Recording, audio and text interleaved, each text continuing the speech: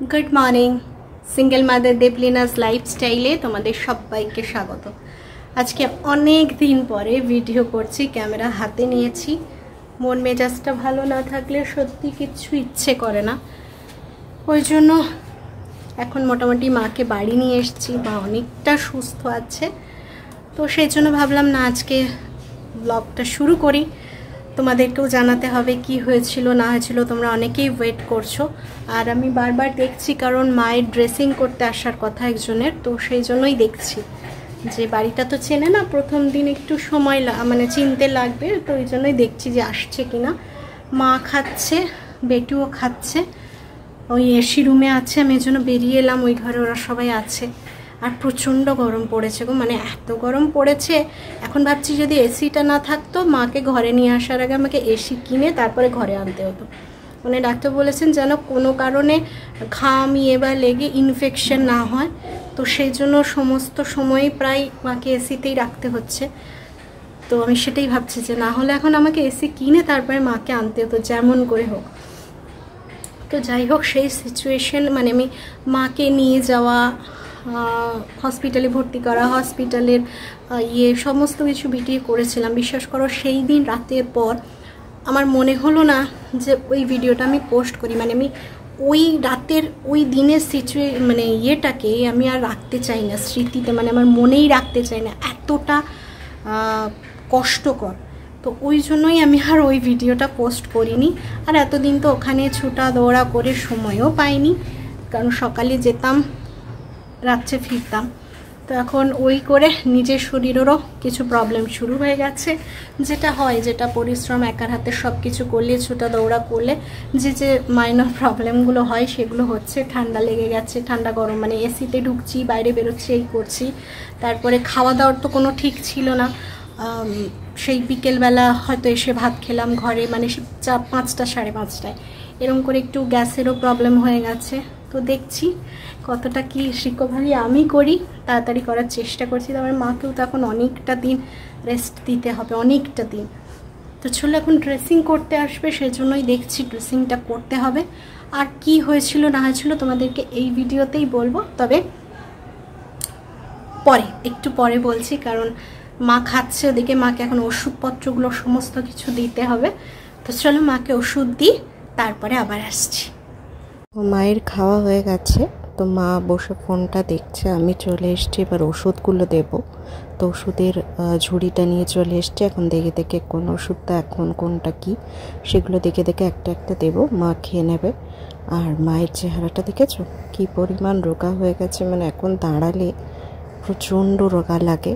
তো মাকে এরকম কোনো দিন দেখিনি, এবার দেখছি প্রথম, তো ভীষণ একটা খারাপ লাগছে। তো আমার ওষুধগুলো খাওয়ানো হয়ে গেছে, এবার মেয়ে কী করছে দেখো, এই ঘরেই আছে, ঠাম্মি খাইয়ে দিচ্ছে, ও খেয়ে নিচ্ছে। আর এদিকে মায়ের খাওয়া হয়ে গেছে, থালাটা নিয়ে চলে যাচ্ছি।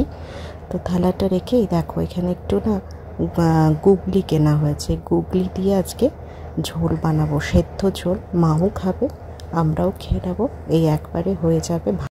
প্রচণ্ড গরম লাগছে। দেখো আজকে রান্না শেয়ার করলাম না সেরকম কিছুই নয়, সবার একটা সব সবজি দিয়ে পাতলা সিদ্ধ ঝোল সবার করে নিয়েছে একবারে। আর মার আর বেটুর হবে মাছ ভাজা, আমাদের হবে ডিম ভাজা। আর মায়ের ঢ্যাঁড়স সেদ্ধ করে রেখেছি, তোমাদের দেখাচ্ছি। দেখো এই দেখো সবার একদম পাতলা সেদ্ধ ঝোল, সব সবজি দিয়ে। আর এই হচ্ছে মায়ের ঢ্যাঁড়স সেদ্ধ, ওখানে মাছ রাখা আছে, মাছ ভাজবো, আমাদের ডিম রাখা আছে, ডিম ভাজা হবে। আর এই সেদ্ধ ঝোলেই তোমার দুটো গুগলি ফেলে দিয়েছি, গুগলিটা খাক না খাক, গুগলির রসটা গেলেও শরীরে অনেকটা উপকার হবে, ওই জন্য গুগলির ইয়েটা ফেলে দিয়েছি। এই হচ্ছে আজকে রান্না বান্না। আর তোমাদের সঙ্গে কিছু শেয়ার করলাম না, মায়ের ড্রেসিং করে দিয়ে গেছে, এসছিলেন, এখনো পাকাপাকি কিছু হয়নি, ঠিকঠাকই আছে। আর 2-3টে দিন একটু সাবধানে রাখতে হবে। বেটু গেছে স্নান করতে, মা বাবা বাইরেটায় আছে, আর মা তো এসি রুমেই আছে। তো চলো একটুকুই আপডেট দেওয়ার, কি আর রান্না করবো, ওই জন্য আর ভাবলাম কি রান্না শেয়ার করবো। এই সেদ্ধ ঝোল আর কি, সব সেদ্ধ করে তো অল্প তেল পেঁয়াজ দিয়ে ছুঁকে দিয়েছি। তো চলো আবার একটু পরে আসছি।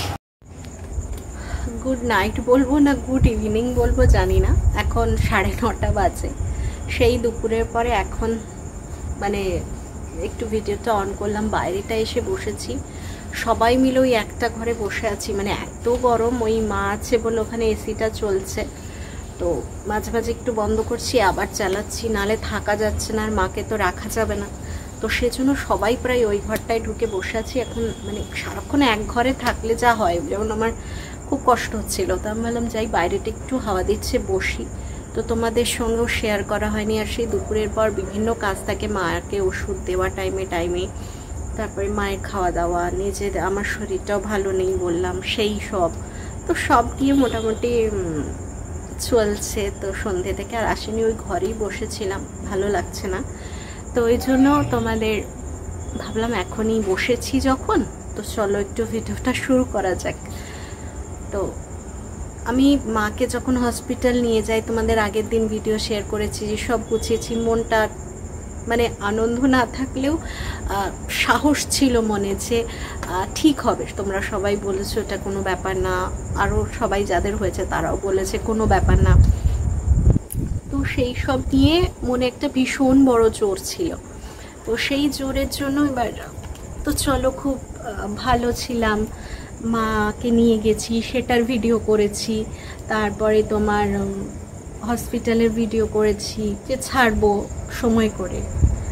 তো যখন এইরকম সিচুয়েশন হলো, মাকে সোমবার ভর্তি করেছি, সোমবার ঠিক ছিল, মঙ্গলবারও সকাল থেকে ঠিক ছিল, ভোটের ফল ছিল, দিয়ে সন্ধ্যে থেকে ডামাডোলটা শুরু হলো, মানে সন্ধ্যেবেলা মায়ের ওটির সময় হলো 6:30 7টার দিকে। তো তখনও পর্যন্ত মাকে 6:30 ওটিতে ঢুকিয়েছে, তখনও পর্যন্ত ঠিক ভালো আছে যে আধ ঘন্টা লাগবে, 20 মিনিট 30 মিনিট লাগবে, মা বেরিয়ে আসবে। তো ঠিক আছে, নিয়ে গেছে, আমি আর ভাই আছি, আর তো কেউ নেই এখানে ঘরে, তো বাবা মা বেটুকে নিয়ে আছে।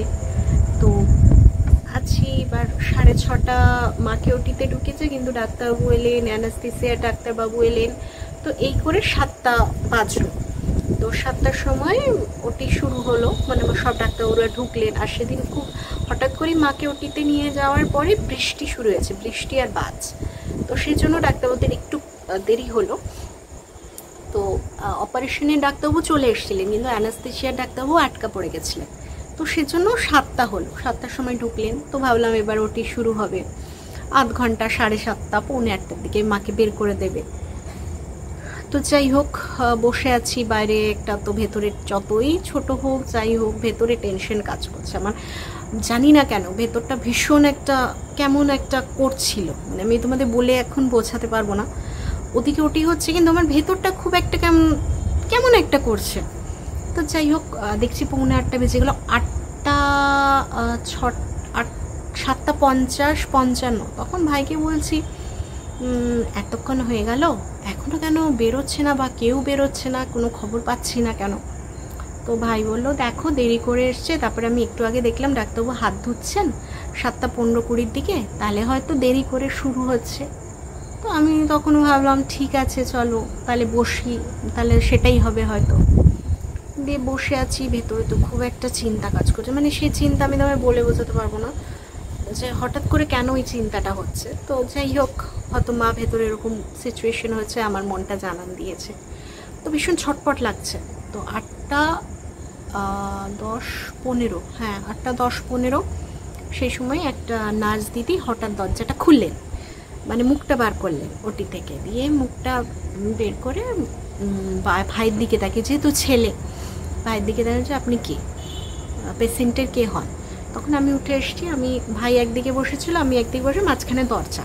তো ভাইয়ের দিকে তাকিয়ে বলে, তো আমি বললাম আমার দেওর, আমি মেয়ে। তখন বললো ঠিক আছে আপনি আসুন, ডাক্তারবাবু ডাকছেন। আমার তো মানে বিশ্বাস করো আমি ওই রকম সিচুয়েশান হবে ভাবিনি।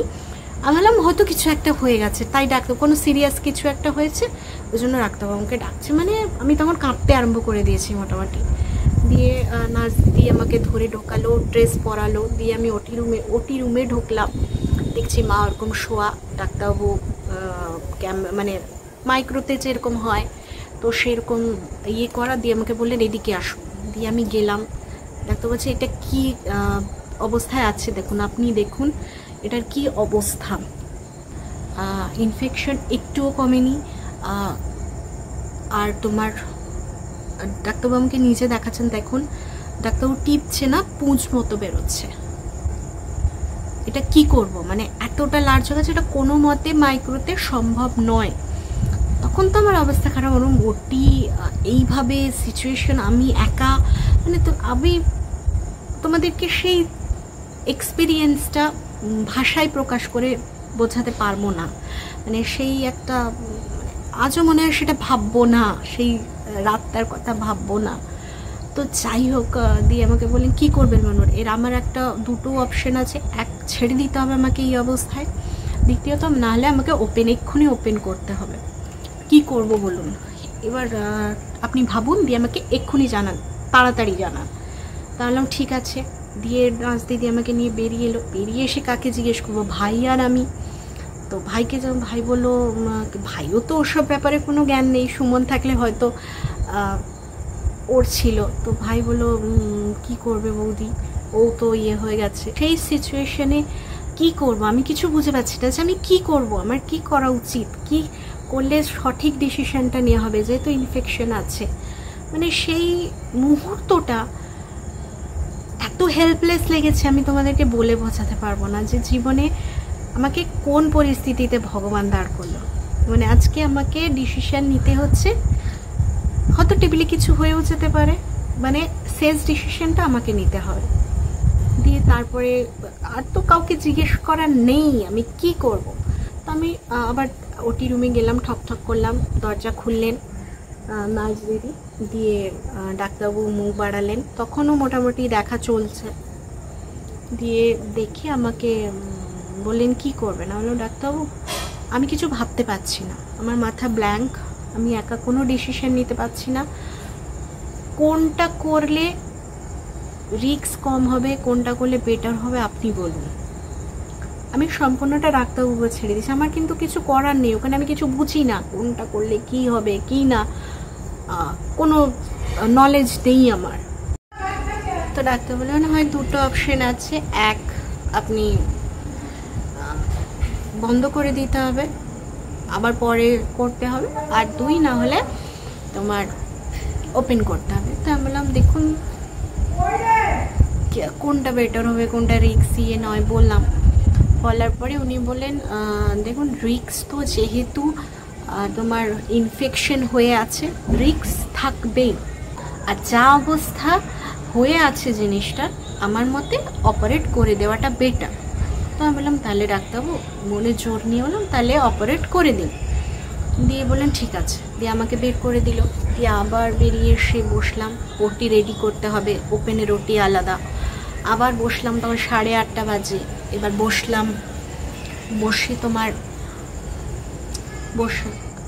দিয়ে বসে আছি, ভেতরে তো মানে সে কী টেনশন হচ্ছে আমি বোঝাতে পারবো না, মানে নেক্সট লেভেলের এত টেনশন। এইরকম সিচুয়েশনে কোনো দিন পড়িনি, তো ভীষণ টেনশন হচ্ছে। অপারেশন থিয়েটারে মা আরেকবার গেছিল, বাট তখন পাশে অনেকে ছিল, মাম ছিল, মেসোমশাই ছিল, দিদা ছিল, সবাই ছিল, বাপি তখন বাপি ছিল। তো বাপি না গেলেও বাপির সঙ্গে ফোনে কথা হচ্ছে। তো সেই সব নিয়ে তখন তো একটা সুমন ছিল, সুমন ফোনে ছিল, সুমনকে সিচুয়েশনগুলো এইগুলো জানাতাম।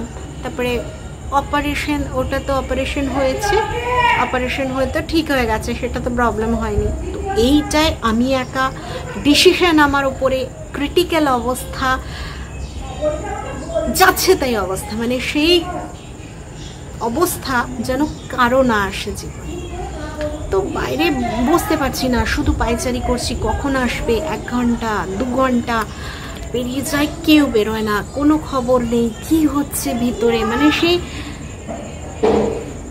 সময়টা যেন কাটছে না, এতটা হেল্পলেস লাগছে। যাই হোক, দিয়ে তোমার অনেকক্ষণ পরে, প্রায় 1.5-2 ঘন্টা পরে একটা আয়ামাসি ভেতরে গেল, ভেতর থেকে বেরোলো। তো আমি জিজ্ঞেস করছি যে কি হলো, বলছে না এখন অনেক দেরি আছে, অপারেশন চলছে।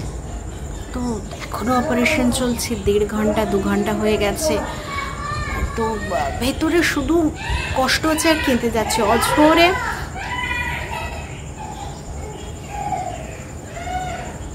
অঝরে কেঁদে যাচ্ছি। মানে সেই আমি বলছি কেন এরকম হলো, মানে যে জিনিসটা সবাই আসে করে চলে যায় আমাদের সঙ্গেই কেন হলো। পেটু একটা চিৎকার করছিল, জন্য দেখতে গেলাম কি হয়েছে। তো তারপরে তারও খানিকক্ষণ, 1/2 ঘন্টা 45 মিনিট পরে একটা নার্স দিদি বেরোলো। নার্স দিদি বেরোতে আমি জিজ্ঞেস করলাম, যে নার্স দিদিটা আমাকে ঢুকিয়েছিলেন, আমার দিদি হয়ে গেছে আর কেমন আছে? তো দিদি বলেন অপারেশন হয়ে গেছে, সেলাই চলছে, ভালো আছে, তুমি চিন্তা করো না। তো যাই হোক বসে আছি। তারপরে অনেকক্ষণ পরে ডাক্তারবাবু বেরোলেন। ডাক্তারবাবু বেরিয়ে আমার সাথে কথা বললেন যে কি অবস্থায় ওই জিনিসটা ছিল, দেখাবে, আপনারা দেখবেন। মানে ভীষণ বাজে অবস্থায় ছিল। মানে সবাই বলছে, ওটিতে যারা ছিল সবাই বলছে আমাদের লাইফে দেখা এইরকম গল ব্লাডার আমরা কোনো দিন দেখিনি। তো মা প্রচুর কষ্ট পেয়েছে, মানে ওটা ইনফেক্ট হয়ে ফুলে গেছিলো, ইনফেকশন এতটা হয়ে গেছিলো যে পুঁজ বেরোচ্ছিল। তারপরে তোমার মানে খুব ক্রিটিক্যাল অপারেশন ছিল। মানে ডাক্তারবাবু একমাত্র আমি হাল ছেড়ে দিয়েছিলাম যে যা কিছু হবে, ভেতরে সবাই মোটামুটি এক কথায় ভেবেও ছিল। ডাক্তারবাবু কিন্তু লাস্ট পর্যন্ত বলেছেন আমি ওটি সাকসেসফুল করব, তবে ছাড়ব। তো ডাক্তারবাবু বললেন আমার যতটা বললেন আমার যতটা করার 100% দিয়ে আমি করেছি, মনে হয় না কোনো প্রবলেম হবে। তারপরে তো থাকেই রিস্ক, তো থাকেই, সেটা তো বলতে পারবো না। তবে এখন খুব সাবধানে থাকতে হবে, ভালো ভালো ওষুধ ইনজেকশন দিয়ে আমি চেষ্টা করব। তবে বললেন যেহেতু ওটা দিয়ে ইনফেক্ট জিনিসটাকে বার করানো হয়েছে, তো ওই সেলাইটা ইনফেকশন হওয়ার খুব বেশি চান্স থাকবে। তো সেইটা যাতে না হয় তার ব্যবস্থা করতে হবে, তার দিকে খেয়াল রাখতে হবে। দিয়ে তারপরে মাকে দিল, তখন কটা 11:15 বাজে, রাত্রিবেলা। তো দিয়ে মাকে বেরিয়ে দিল। মায়ের তখনও সেই ব্যথা হচ্ছে, তো মা চিৎকার করছে, অক্সিজেন দিল। তারপরে অক্সিজেন দেওয়ার পরে দেখলাম আস্তে আস্তে আবার সেন্সটা চলে গেল, ঘুমিয়ে গেল। তো তারপরে আমরা তোমার 11:30-12টার দিকে বাড়ি ফিরেছি আমি আর ভাই। তো সারা রাত তো ঘুম হয় না, ওইরকম অবস্থায় রেখে এসেছি। তারপরে কি হয়েছে, আমি যে রাত্রিবেলাটা থেকে যাব, আমি কিচ্ছু নিয়ে যাইনি ওখানে থাকার মতো। এসি রুম, একটা চাদর বা কিছু তো দরকার হয়, তো সেটা নিয়ে যাইনি। তারপরে আমি সকালে গেছি, সকাল 7:30-8টায় গেছি, সেদিন ঘর আসিনি, আমি কিছু খাইনি। তো আর সেই রাত্রিবেলা অপারেশন শেষ হয়েছে তোমার 11:30, তখন তো ওখানে কোনো দোকান পাবো না, কিছু খাবার পাবো না, যে আমি থেকে যাব। তো নিজের শরীরটাকেও দেখতে হবে, পরের দিন সকালে তো আবার লড়তে হবে। তো সেই কথা ভেবে তারপরে নার্স দিদি ওখানের সব স্টাফরা বললো কী করবেন, উনি তো এখন ঘুমোবেন, তারপরে আমরা আছি, আমরা দেখব, চলে যান। মন তো সত্যি কথা, ঘরে এসছি মনটা শুধু ওখানে পড়ে আছে। আর তারপরে মেয়ে সেদিন ঘুমোয়নি, আমি 12টায় এসেছি, তখনও মেয়ে ঘুমোয়নি। মেয়ে জেগে আছে, আমি স্নান করলাম, খেলাম, দিয়ে বেটুকে ঘুম পাড়িয়েছি। সেদিন বেটু 1-1:30টার সময় ঘুমিয়েছে। তো মেয়েটাও সারাদিন আমাকে পায় না, রাত্রিবেলার অভ্যেস দিয়ে আমাকে বা মাকে ছাড়া থাকা, সেই দিকে ওর প্রবলেম হয়। তো সেই সব কথা ভেবে আমি চলে এসেছিলাম। দিয়ে এসে বেটুকে ঘুম পাড়িয়ে রাখছি, 1:30-2টোর সময় আবার হসপিটালে ফোন করেছি যে কেমন আছে কী আছে জানার জন্য। দিয়ে বললো না এখনও ঘুমোচ্ছে, তবে জ্ঞান আসছে, তখন ওই ব্যথার জন্য করছে, বাট ঠিক আছে, সমস্যাটা কাল সকালে বোঝা যাবে। তো এখন তো জ্ঞান এসে গেছিলো, মাঝে মাঝে আসছে, আবার ঘুমোচ্ছে। তো দিয়ে আবার ওই রকম রাত 1-2 ঘন্টা কোনো রকম শুনলাম, সকালে উঠে তো আবার চলে গেছি। দিয়ে তারপরে ওই ব্যথা থাকবে, প্রচুর বড় কেটেছে। মায়ের কাটলে সাধারণত এতটা কাটে, তো আমি ভেবেছি ঠিক আছে মায়ের অপারেশন মেজর হয়েছে, এতটা কাটবে। কিন্তু বিশ্বাস করে আজকে যখন ড্রেসিং করতে এসছে, আমি দেখে জাস্ট চমকে গেছি কাটাটা দেখে। অনেকটা, মানে তোমাদের আমি প্রকাশ করতে পারবো না কতটা কাটা হয়েছে, অনেকটা। মানে আমি তো দেখিনি, যে শুনেছিলাম যে অনেকটাই কাটা হয়েছে, কিন্তু আমি দেখিনি জিনিসটা। আমি ভেবেছি এতটা হয়েছে, তা এতটা হবে, কিন্তু আজকে যখন উনি পরিষ্কার করছেন আমি হাঁ হয়ে রয়ে গেছি, এতটা ভীষণ ভীষণ মানে ভীষণ খারাপ গেছে। তো ওই কটা দিন শুধু আমি মায়ের থেকেই মন দিয়েছি, সকালে যেতাম রাত্রে আসতাম, মায়ের কাছে থাকাটা মনে হয়েছিল আমার খুব জরুরি। তো সেই জায়গাতে আর তো ভাই গেছে, বাবা গেছে, সবাই গেছে, কিন্তু মায়ের কাছে তো থাকতে পারবে না, একটা মেয়ের কাছে একটা মেয়েই থাকতে পারবে। তো সেই জন্য আর তো মেয়ে নেই, আর মা চলে গেলে বেটুকে রাখতে পারবে না ওরা। তো সেই সব ইয়ে করে আমি যতটা আমার 100% দিয়ে আমার মাকে সুস্থ করার চেষ্টা করেছি, ফিরিয়ে আনতে পেরেছি। আশা করব মা খুব তাড়াতাড়ি সুস্থ হবে। তবে যে পরিমাণ মায়ের ইনজুরিটা হয়েছে, কাটাটা হয়েছে, মায়ের অনেক দিন সময় লাগবে, অনেকটা দিন, অনেকটা জায়গা, তো অনেকটা দিন সময় লাগবে মায়ের আস্তে আস্তে আস্তে আস্তে করে হতে। যাই হোক, অনেকটা শক্ত করে দিয়েছে। যে মেয়ে একটা ছোট ইনজেকশনের ছুঁচ দেখলে অজ্ঞান হয়ে যেত, আমি রক্ত দিতে গেলে আমি অজ্ঞান হয়ে যেতাম, সেই মেয়ে ওটিতে ঢুকে মাকে ওই অবস্থায় দেখে নিজেকে ঠিক রেখে একটা ডিসিশন নিয়ে মাকে ভালো করে ফিরিয়ে আনতে পেরেছে। অনেকটা শক্ত করে দিয়েছে, অনেকটা অনেকটা। আমার সত্যি কথা, জীবনের সবচেয়ে বড় ধাক্কাটা পেয়েছি, তো তারপরে এই ধাক্কাগুলো মনে হয় এখন জোর আসে যে পারবো, সামলে নিতে পারবো। দেখি আমার যতদিন জীবন আছে চেষ্টা করব আমার মুখের দিকে যারা তাকিয়ে আছে চেষ্টা করব তাদেরকে ঠিকঠাক করে ভালো করে রাখতে। তবে বলবো একটা কথা, ভীষণ অসহায় লেগেছিল, ভীষণ অসহায়, ভীষণ মানে বলে বোঝাতে পারবো না কতটা অসহায় লেগেছিল সেদিন। আজকে হয়তো খুব সাবলীলভাবে তোমাদেরকে জিনিসটা আমি এক্সপ্লেন করছি, যেমন মনে হচ্ছে কিছুই না, কিন্তু সেই সিচুয়েশনে দাঁড়িয়ে মারাত্মক কিছু ছিল। একটা ছোট অপারেশন কতটা যে মানুষের জীবন নিয়ে টানাটানি করতে পারে সেই দিন বুঝেছিলাম। যাই হোক, ডাক্তারবাবু খুব ভালো পেয়েছিলাম, যে ভরসা করে উনি আমাকে বলেছিলেন যে না চিন্তা করবেন না, সব ঠিক হবে। তো সেই ঠিকটাই উনি হয়তো করে দিয়েছেন।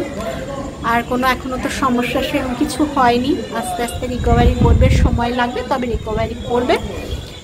তো চলো, এইটাই বলার ছিল। সেদিন কি হয়েছিল না হয়েছিল, তারপর থেকে আর ভিডিও করার মনও ছিল না, মানসিকতাও ছিল না, সময়ও ছিল না, কিচ্ছু ছিল না। তো মাকে বাড়ি নিয়ে আসতে পেরেছি, এখন আস্তে আস্তে করে একটু চেষ্টা করব আবার ভিডিও করার।